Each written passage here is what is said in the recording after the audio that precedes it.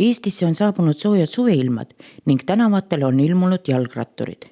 Seoses sellega on sagenenud liiklusõnnetuste juhtumid, kus üheks osapooleks on jalgrattur. Omandades jalgratta ei omanda kahjuks koos sellega teadmise liiklusreeglitest ja ei omandata ka hädavajalikku varustust. Politsei- ja Piirivalveameti Ida-prefektuuri vanemkomissar Svetlana Safronova selgitas telekanali Liites vaatajatele, mida peab iga jalgrattur teadma ja oskama. Milles peab alustama? Korraspidurid, helkurite olemasolu, pimedal ajal peab kasutama tulesid, valge ees ja punane taga, külgedel oranžid või kollased helkurid. See aitab autojuhil saada selgust, millises suunas jalgrattur liigub.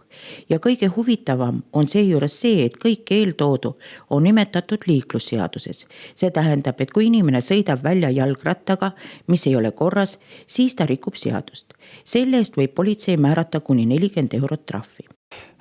Ja mis oleks nagu niisugune soovitus ka, et jalgrattal peaks olema ikkagi töökorras signaalkell, et kui te liigute kuskil mööda tänavat ja tahate kellegi teise liikleja tähelepanu juhtida, et siis kell on ka niisugune asi, mis kindlasti seda aitab, et kindlasti vaadake oma jalgrattavarustus üle, et kui varustus on kõik on korras, et siis olete te ka liiklusohutult saate liigelda.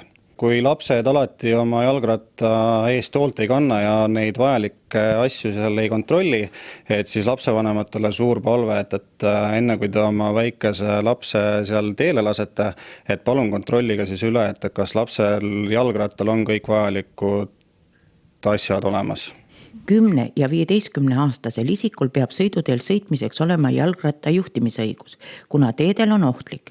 Liiklusreeglite mittetundmise tõttu võib jalgrattur lihtsalt surma saada. Lisaküsimuste korral saate helistada noorsoopolitseisse ja küsida nõu professionaalidelt. Palju kasulikku infot liikluskasvatuse kohta eesti ja vene keeles leiab aadressilt www.liikluskasvatus.ee.